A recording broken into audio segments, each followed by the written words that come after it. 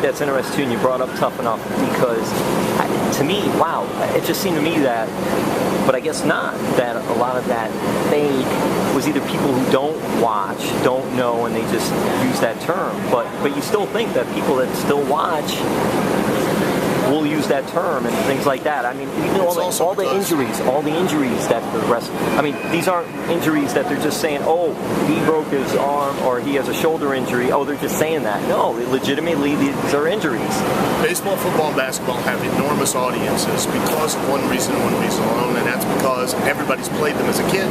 Whether it's in your backyard, on the driveway, in your school, Little League, you've all played it, so you physically relate to what you see on the screen. That's why hockey has a bigger audience in Canada than it does in the United States. That's why soccer is bigger all over the rest of the world than it is in the United States, and that's why eventually soccer will become as big here, because we now have more children playing it. They relate more to it. That's why more men have watched sports in history than women. That's why more women are now watching sports, because more women play sports. They connect physically with what they see.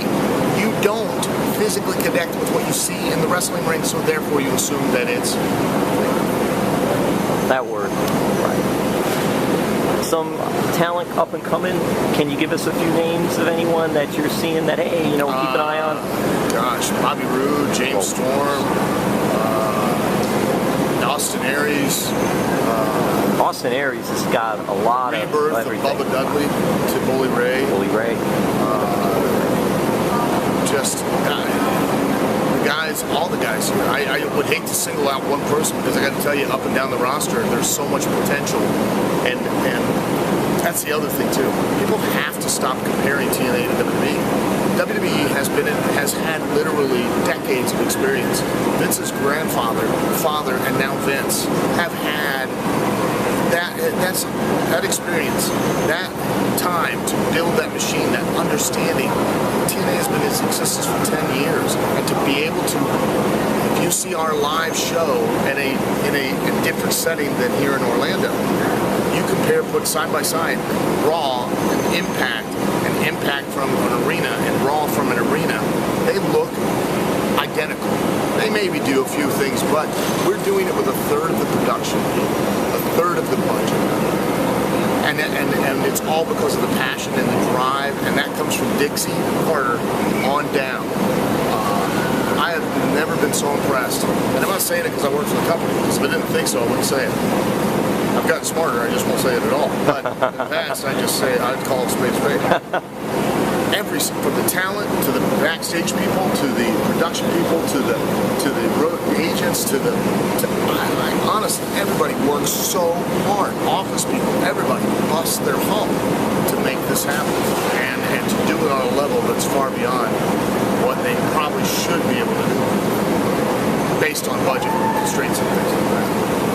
Yeah, it's been 10 years. We're going to have the big Slammiversary pay-per-view and all. And it's incredible, too, how TNA started, because when it first started, it went total opposite of the normal realm of how a pro wrestling company would start. And everybody swore it wouldn't last, for sure. It wouldn't last. It's 10 years later. It's 10 years. And even in a regular business, you're lucky if you can get a regular business, not a wrestling business, which is so front heavy as far as capital. You got to spend so much money. You got to lay it all out. A regular business, you don't have to spend even near the amount that you would in a wrestling business. And sometimes they're lucky if they last 5 years. We're now at 10 years, and we're finally really starting to get it together, and going to make a stride. So. I was wondering if this is the last one. I'll leave you with this. I was wondering if one of the big highlights for you was to be mentioned in Mick Foley, one of Mick Foley's illustrated books, Halloween book, or something like that. Haven't you mentioned haven't you on? What do I remember? A Halloween book that he did, where it was illustrated. You were on the roller coaster. Not only that, there was one for Halloween where all the thing that wasn't bought were the Al Snow figurines. Because I don't know what it is with Mick Foley, but he has like this weird preoccupation and obsession with me. And to be honest with you, if you ever seen his life story, it would be a short story, much like his penis. If it wasn't for the fact that he included me in every chapter in some reference or some form. I don't know what it is. It's a sickness with him. He is twisted. Al, thank you for the time with all this. Really appreciate it so much.